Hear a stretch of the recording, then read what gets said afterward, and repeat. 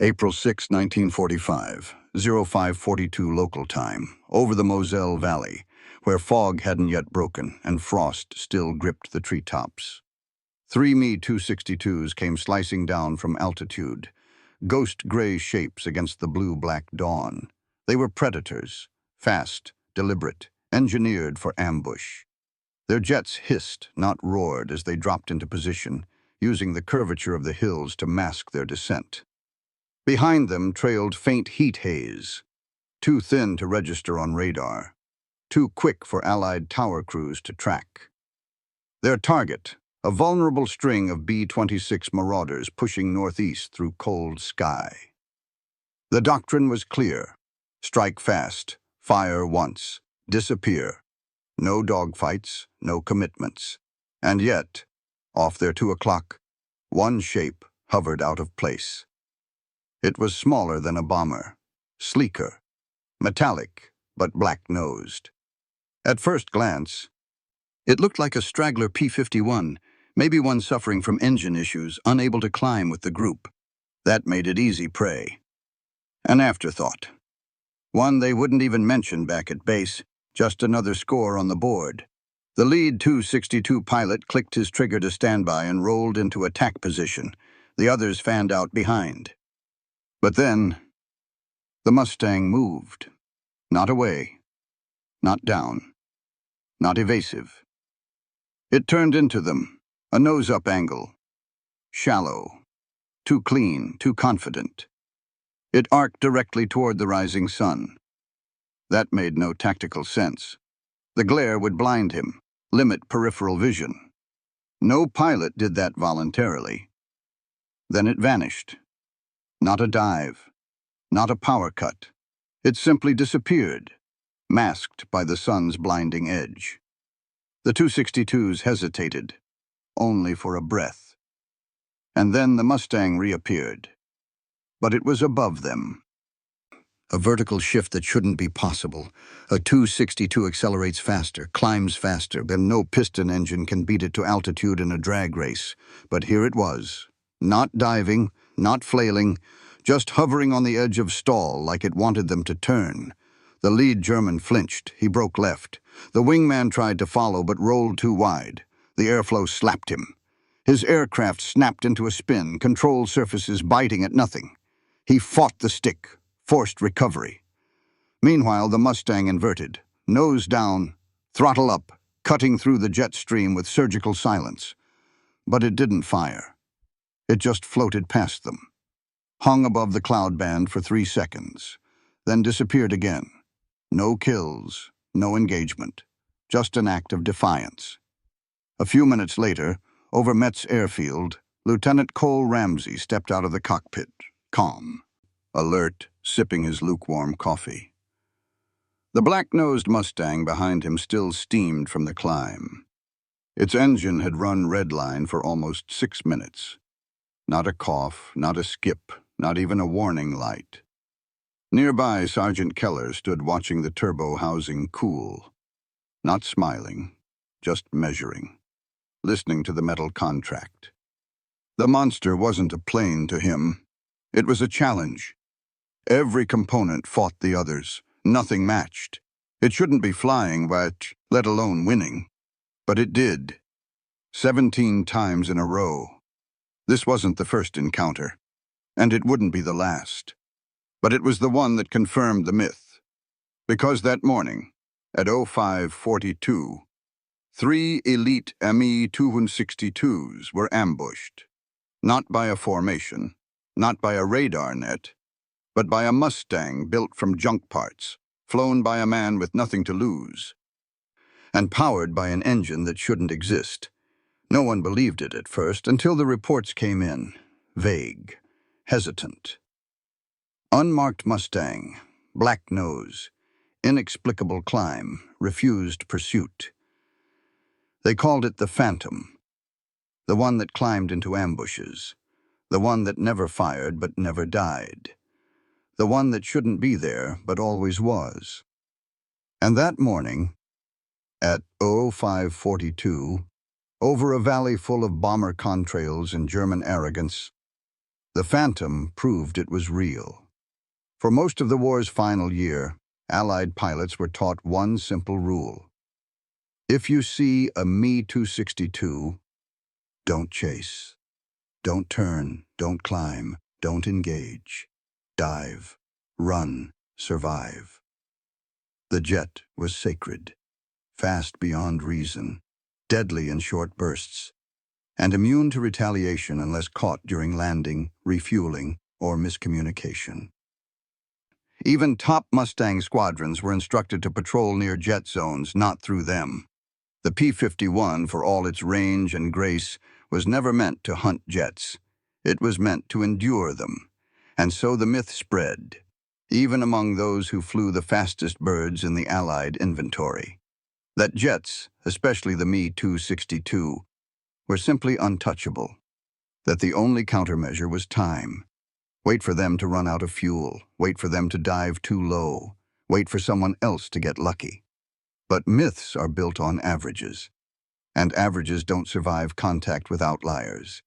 Because in March 1945, over the skies of Germany, one plane broke the pattern. It didn't happen in a factory. It didn't happen in a strategy room. It happened in the back corner of a freezing hangar under bad lighting, with one half-broken engine and a mechanic named Keller, who refused to let logic decide what could fly. The plane he built didn't obey standard climb curves. It didn't overheat when others did. It held turbo pressure long after it should have buckled. And above all, it had presence. Not speed in the traditional sense, but speed where it shouldn't be. The Me-262 could outpace a Mustang in raw sprint. No question. 540 mph versus 437. But raw sprint wasn't the battlefield. The fight happened in climbs, dives, turns, energy trades, and most of all, in timing. Ramsey's monster wasn't faster in theory, but in combat windows, it was unbeatable. Why? Because it had no throttle lag. Because it didn't bleed energy at 22,000 feet.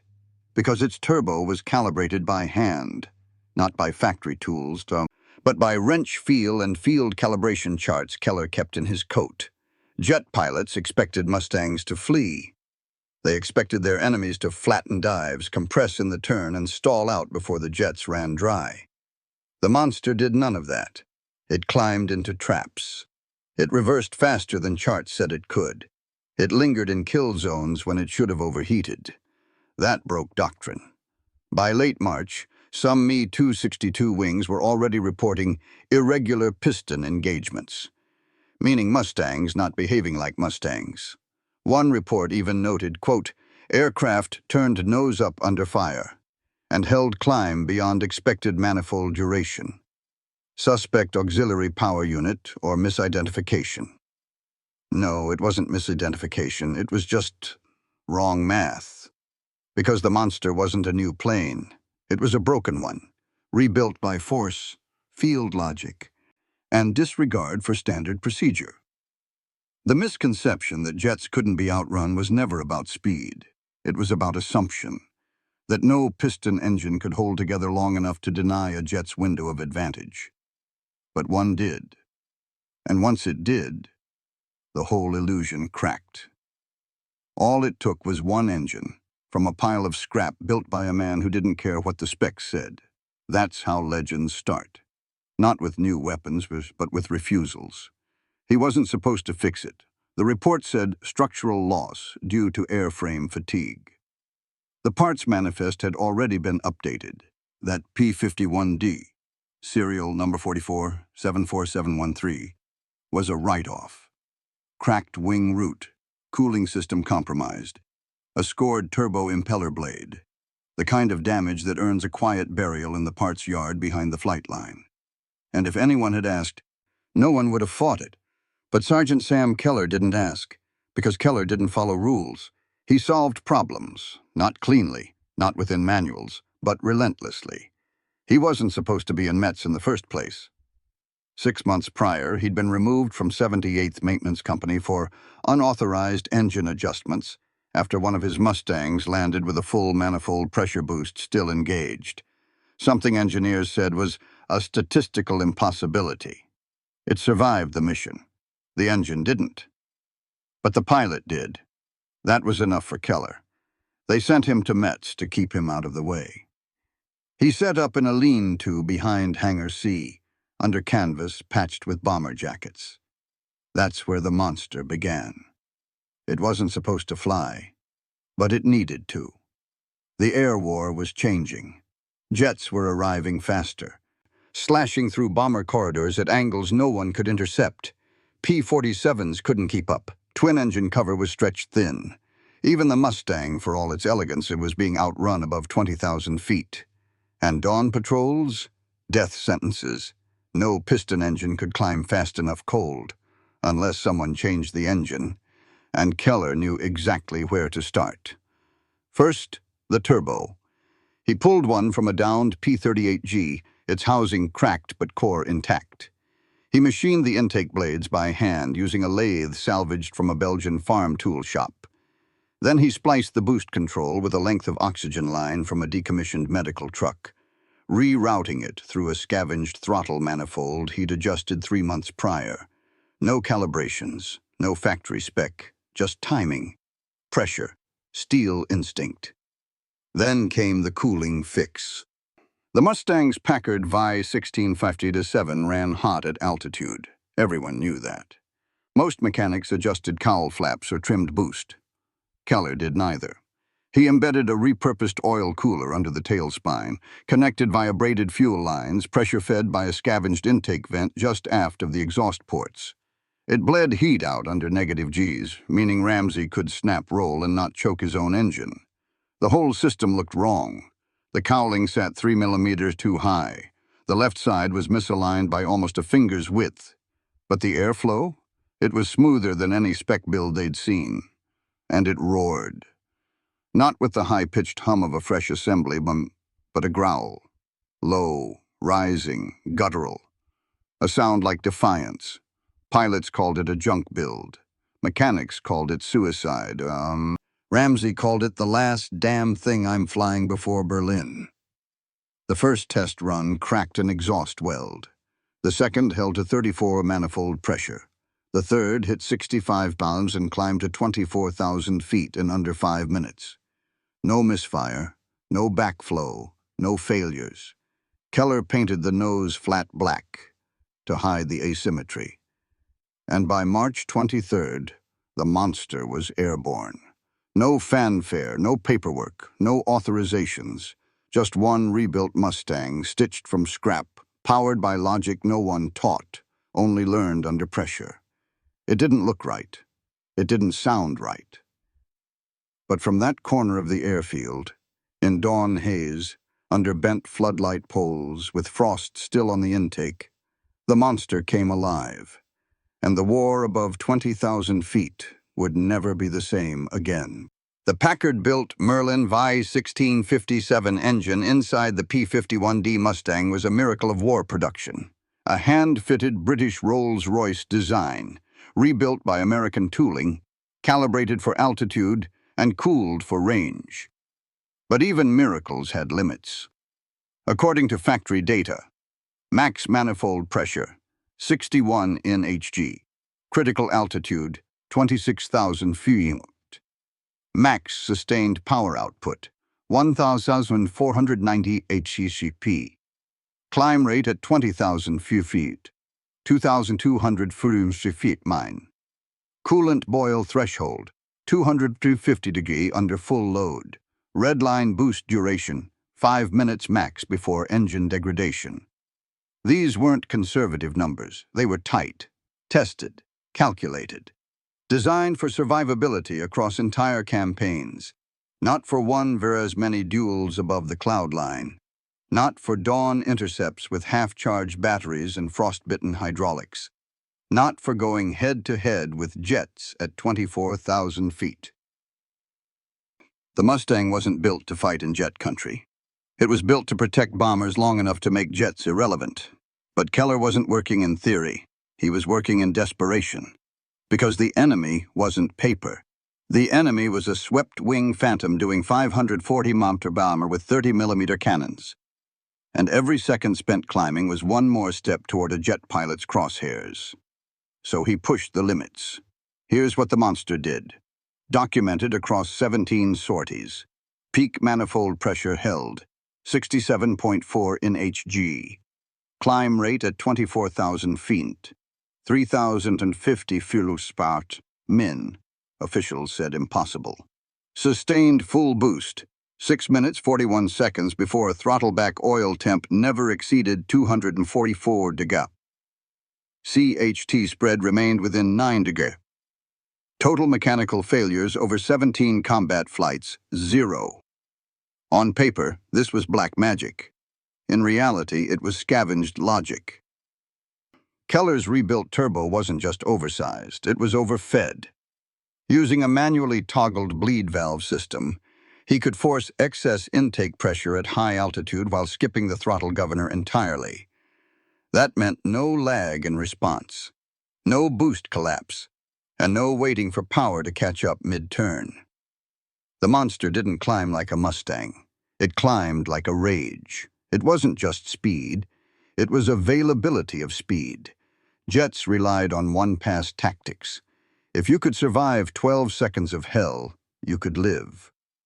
But most Mustangs stalled, coughed, or overheated before that 12 seconds ended. The monster didn't. It could take a shallow dive, snap roll, open full throttle, and pull 3,000 feet in under a minute. That broke every assumption the Luftwaffe had about prop fighters. Even German logs noted it. 2 Mustangs appeared, one separated. Engaged at 23,000 feet. Climb rate inconsistent with known data. Suspect auxiliary system or miscalculation. Not miscalculation, just field math. Even the radiator mods defied logic.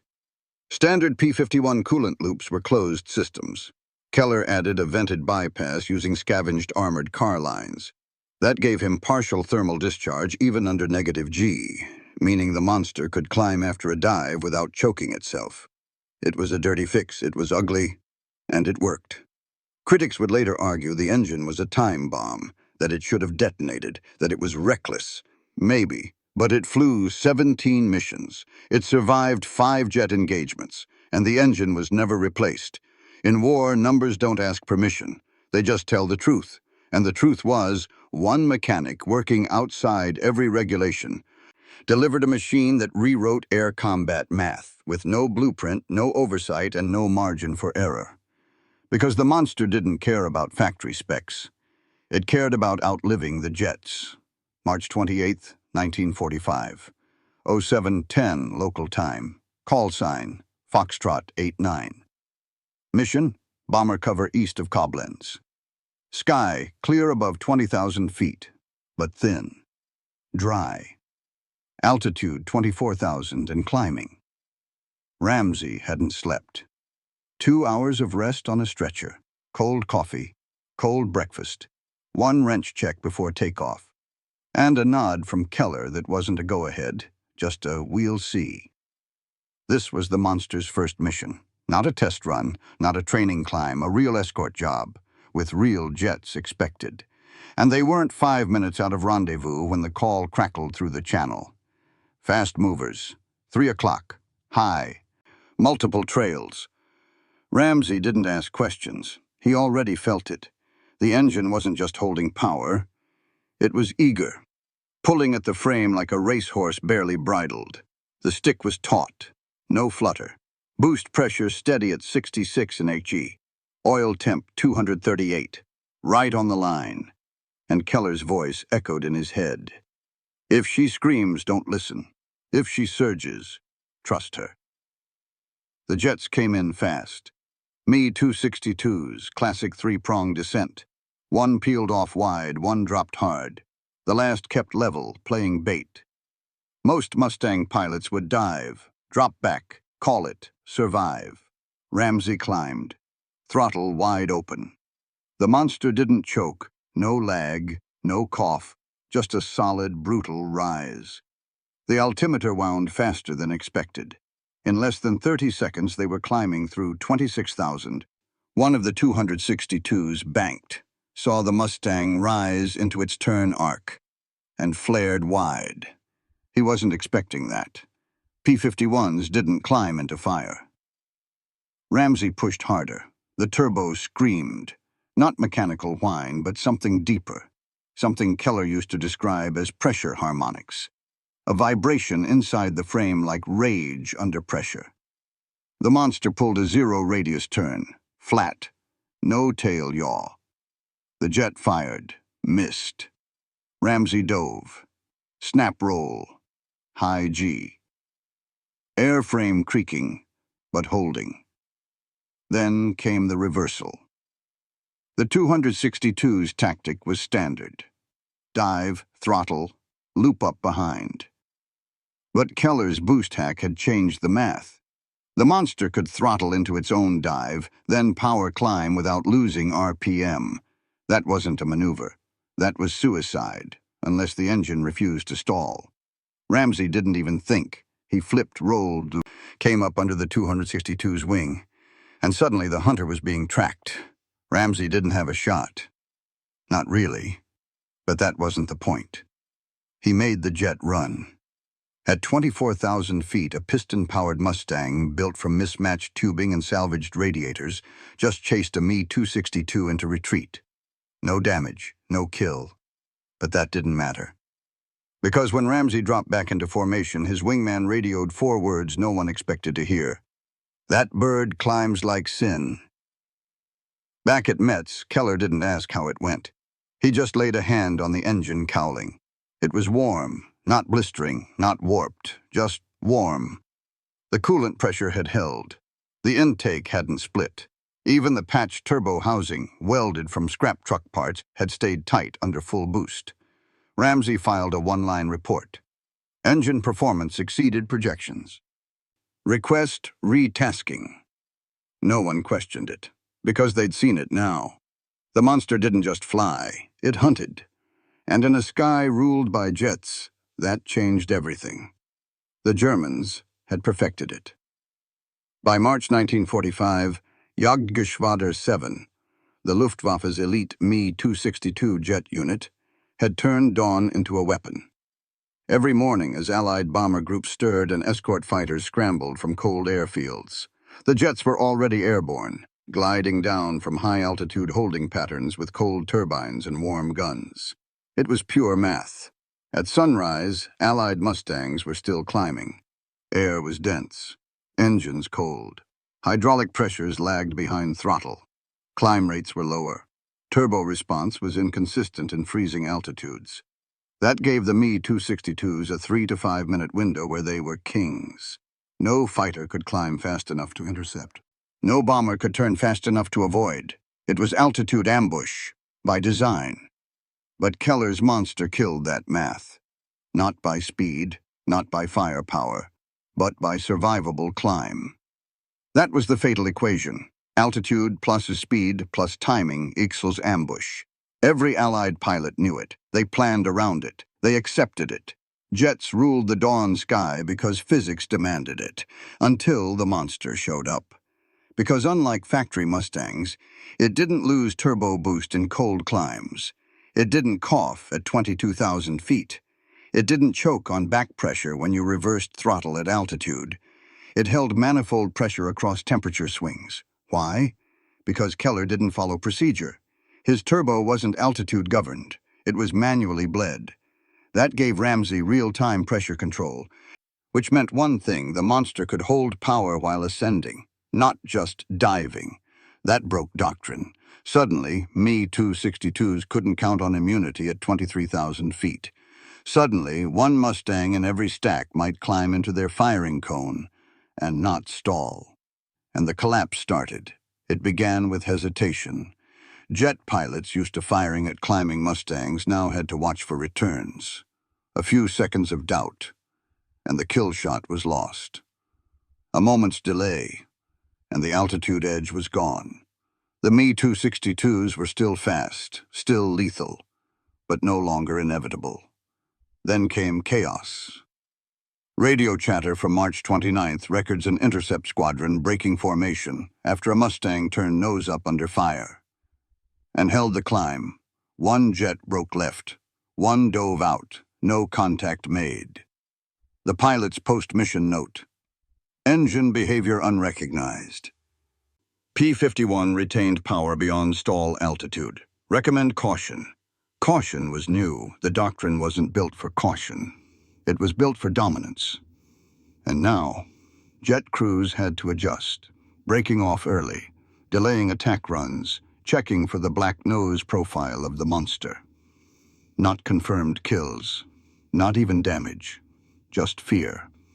The kind that distorts planning.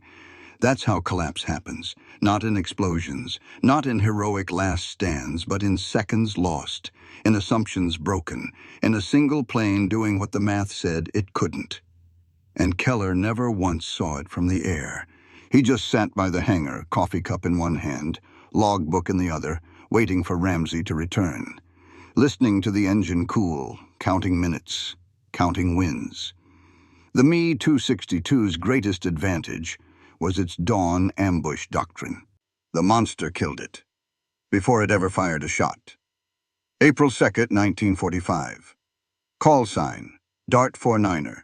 Objective, tactical escort, Rhine crossing support. Altitude, variable between 18,000 and 27,000 feet. Conditions, high scattered cloud, patchy visibility, slight haze layer at 20,000. It was supposed to be routine. A mid-morning patrol run to keep the bombers company as they flattened bridgeheads near Mainz. Jet threat was rated low. Intercepts had been declining, or at least disguised better. But Ramsey and the monster had already developed a pattern, and patterns invited attention. This time they invited jets. 3 Me-262s were reported circling north of the bomber trail, not committing, just watching, looking for weakness, looking for a gap. So Ramsey gave them one. He throttled back, pulled 500 yards behind his squadron lead. Dropped out of formation slightly, low and left. A subtle slip, just enough to look like a misfire, or an engine starting to lose pressure. From above, it would look like a straggler. Easy prey. The 262s took the bait. 2 peeled off from their arc. The 3rd held altitude, probably the coordinator. They dove fast, but not too fast. That was the giveaway. They weren't intercepting bombers. They were going for him. Ramsey didn't flinch. He dropped another 800 feet. Let the monster wobble slightly, mimicking engine trouble. He knew what Keller had built under the cowling, and he knew exactly how to wake it up. He opened the bleed valve manually. The turbo engaged like a trap spring. Sudden, violent, guttural. The jets were now under 2,000 yards. They accelerated, banking wide to get under his tail arc. That's when Ramsey pulled up. Hard. Too hard for a factory Mustang. But the monster wasn't factory. It surged. The turbo boost didn't sag. No choke, no cough, just raw climbing power. At 21,000 feet, the Mustang broke the jet attack arc, going vertical, a move that should have stalled it in 4 seconds. It didn't. The lead 262 overshot. The second dove out. The third, caught flat-footed at altitude, tried to loop but stalled and had to brake. Ramsey rolled hard right, dove 500 feet, then climbed again. Straight into them.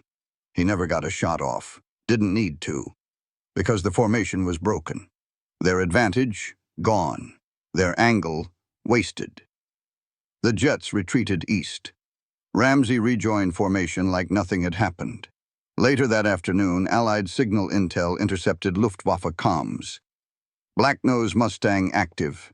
Engine power inconsistent with charted data. Suspect auxiliary system or Allied prototype.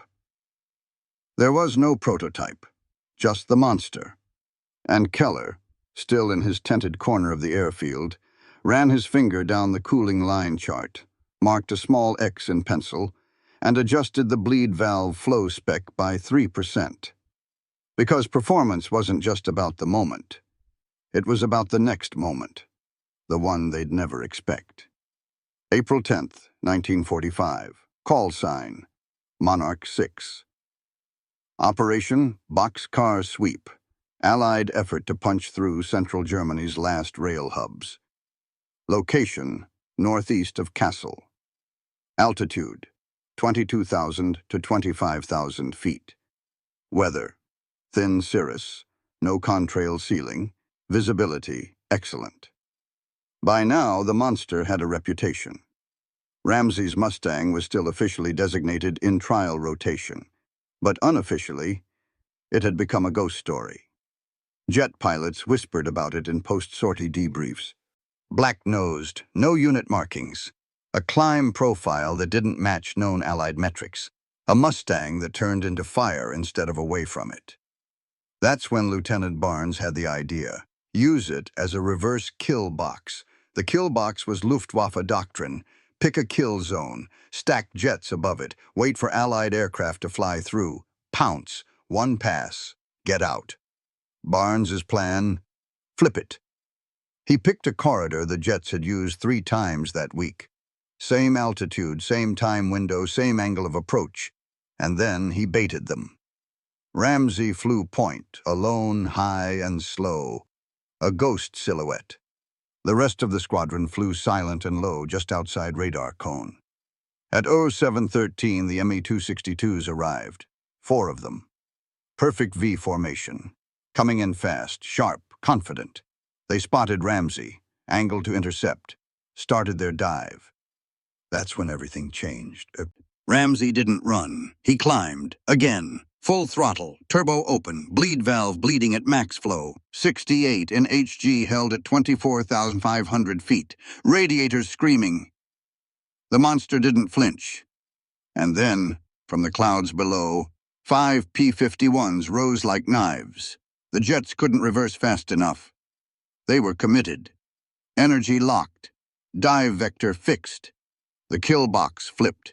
Barnes and the others peppered the sky with 50 caliber rounds. 2 jets were hit. 1 spiraled down, not killed, but out of the fight. The others broke wide, not even returning fire. But Ramsey? He kept climbing. His job wasn't to shoot.